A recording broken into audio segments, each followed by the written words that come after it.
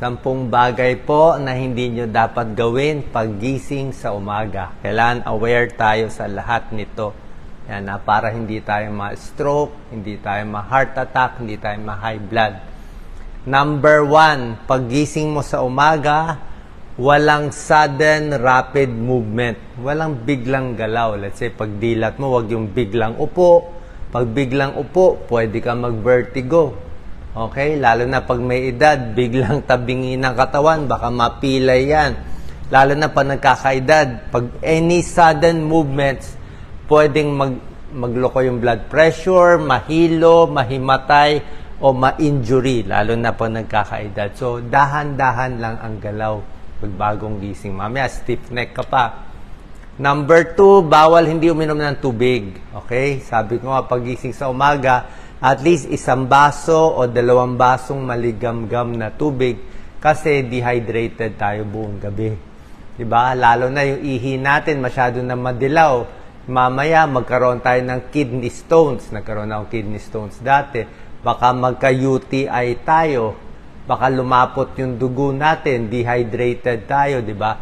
Masira pa kidneys natin. So, paggising sa umaga, ako nga kahit mga madaling araw, pag gumising ako mga 4 a.m., inom na ako 1 basong tubig Inuunahan ko na So, 1 hanggang 2 basong maligamgam na tubig sa umaga, huwag kakalimutan.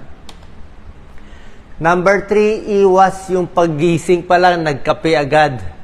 Diba? So, konting relax muna, pwede na muna 1-2 basong tubig. Kasi paggising natin sa umaga, usually tumataas ang blood pressure.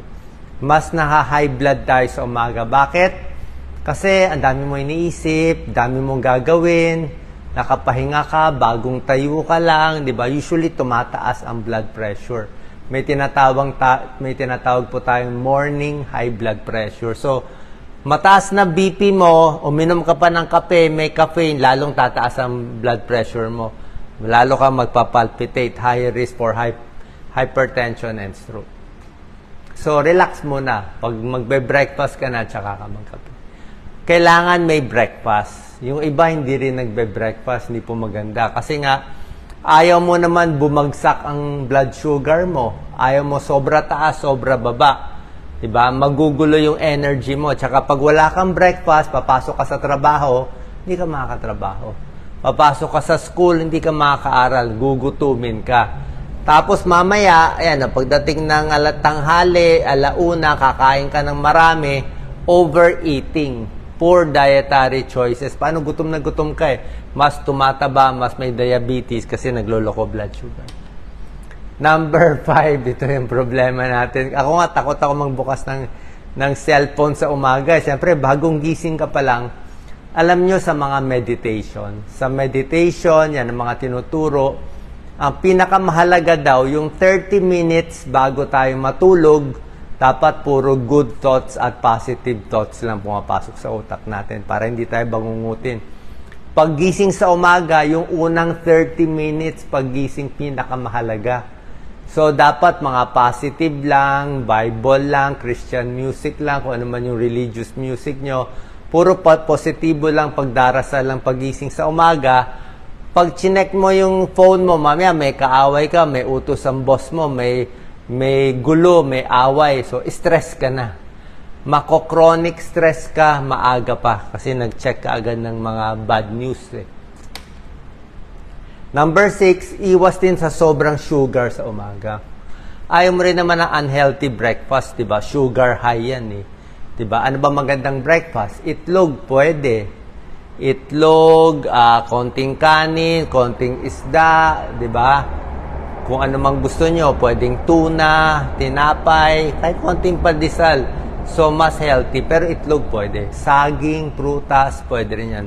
Saging, mansanas, kasama yan. Healthy breakfast. Oatmeal, pwede rin healthy breakfast. Number 7, ito ang problema. Siyempre, yung pag nagkakaedad, may maintenance ka na sa umaga, tanghali, gabi, bago matulog. So, wag kakalimutan yung maintenance nyo sa umaga. Actually, wag nyo kakalimutan yung maintenance nyo nung gabi bago kayo matulog.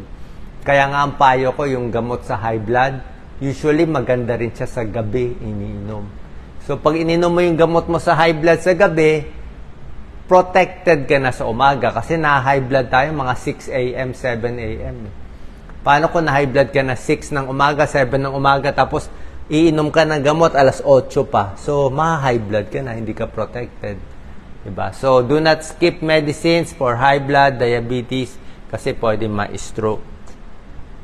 Lalo na pa nagkakaedad. Hot shower agad. Siyempre, wag naman yung bagong gising. Mahirap naman yung bagong gising. Naalimpungatan ka pa, mag-shower ka agad, di ba? Dapat pahinga muna, relax muna, stretch muna. Kasi kung mainit din masyado, maganda hot shower, pero nagdadilate ang blood vessels natin. So, nagloloko din yung blood pressure. Baka mahilo kayo kung bagong gising. So, wag agad-agad. Number 9, wag kakalimutan mag-stretch, mag-light exercise. Dapat tuloy-tuloy lang yan. Oo, kasi pag hindi tayo nag-stretch, nagtrabaho na agad tayo or umupo na tayo agad, medyo sasakit ang katawan natin eh. Kasi nga, may tinatawag na morning, di ba kanina, morning high blood.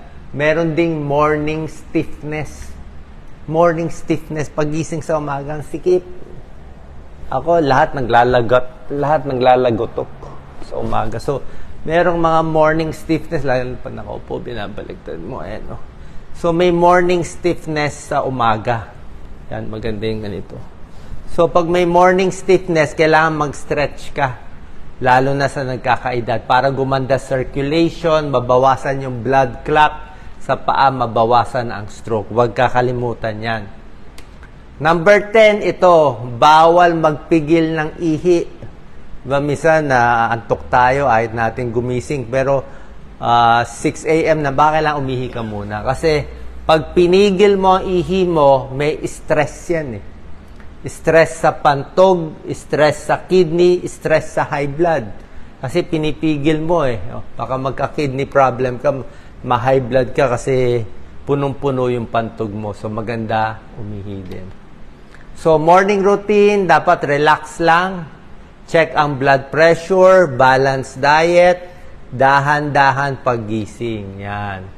Meron ding tinatawag po na morning anxiety. Actually, another topic to eh. May tao, paggising sa umaga, nervyos agad. Nervyos, ang daming gagawin, di ba? Kaya ito, dapat relax ka lang sa umaga. Positive thinking lang sa umaga. O wag din masyadong late magising kasi nga baka ngarag ka, maghahabol ka sa trabaho mo, di ba? Hahabulin mo yung work mo. Ito. Pwedeng wag na magkape kung may nervyos ka, tsaan na lang o hot water na lang. Wag agad-agad titingnan ang cellphone paggising, di ba? Ulitin ko lang, kanina yung mga bawal, ngayon yung mga gagawin. Tulad na sinabi ko, paggising, slowly. Yan, para hindi sumakit ang likod. Slowly. Same time, para ma-warm up yung, same time tulog, same time gising, para ma-warm up. Maganda nga, tahimik. Inom ng tubig, tulad na sinabi ko, 1 to 2 glass. Stretching sa umaga, katulad yan, no? Di ba? Get your body moving. Yan, stretching, kahit anong edad. Walang jerky movements. Dapat naka-rubber shoes. Suwabe lang. Yan, no? Para hindi ka ma-aksidente. Slowly. Healthy breakfast. Ayan, gulay, oh. Oh, see? Okay lang, may juice o may kape. At least healthy kinakain niya. Yan, oh. Eggs, oatmeal, yogurt, fresh fruits, vitamins, protein, and energy. Yung gamot, huwag kakalimutan. Patulong kay Mrs. o kay Mr. Dapat organize, di ba? Huwag magagalit sa umaga. Umaga pa lang, huwag mainit ang ulo. Ha? Kasi mas mainit ang ulo, mas puyat, mas stress, mas na-high blood yan. No? Na-high blood siya. Na-high blood. Mong masyadong emotional. Yan, relax lang. Iwas din sobrang init. Ha? Pag matutulog ka, parang ito, dami niya electric fan. No? Yan, no? O kung mainit sa labas, huwag na maglakad sa labas. So, ingat. So, piliin ang pinakamatahimik at malamig na kwarto. Iwas aksidente sa umaga. Yan ang problema. Pag tumatanda nga tayo, ako nga, lagi na kami may night light. Yung ilaw na kinakabit. Dapat may konting ilaw sa gabi. Kasi pag gumising ka, pag tumatanda, mas malabo na yung mata. Ha? Mas hindi na tayo nakakita sa dilim. Kaya baka matumba tayo, makatapak tayo, madulas tayo. No? Kailangan may hawakan. No? Ito, delikado to. No? Baka mahulog siya. Avoid accident sa bahay. Okay, titingin. Mamaya yung silya mo gumalaw, matumba ka. Kasi isang bagsak lang, hip fracture na balian tayo, mahirap makarecover.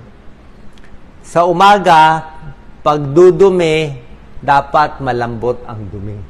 Kain ng maraming prutas at gulay, papaya, pakwan, peras, grapes. Kailangan para makadumi. Kasi pag matigas ang dumi, constipation, umiire, pwede ma-heart attack. Kaya dapat yan. Every morning. Magdarasal, relax lang, huwag magagalit sa ibang tao, tumulong lang, kasi ang stress nakakasira din ng katawan. Nakaka-high blood siya. Walking, best exercise, light weights. So, ang liit lang ng mga light weights. Kahit 3 pounds lang. Fresh air, lift your mood. Masaya lang. Sa umaga, pwede mo na ilista yung gagawin mo. Gabi pa lang bago ka matulog, i-ready mo na, lista mo na. Para hindi ka maguluhan Write it. Para alam mo na ano yung gagawin mo. Pwede reach out to a friend, socializing, important, pampasaya. Kung ano ang mood mo sa umaga. Diba, kinig ka na lang mga magagandang music, mga instrumental lang. Pag good mood ka sa umaga, good mood ka na buong araw. Pinakamalakas ang willpower mo magtrabaho sa umaga. Pag hapon, antok ka na, pagod ka na, wala ka na magagawa. So, sa morning, good mood ka na, doon ka na magde-decide. And syempre, love and appreciate your partner, family, and friends para walang away, walang gulo. So, sana nakakuha po kayo ng idea, mga bawal gawin sa umaga at mga dapat gawin sa umaga. Share po natin sa ating kababayan. God bless.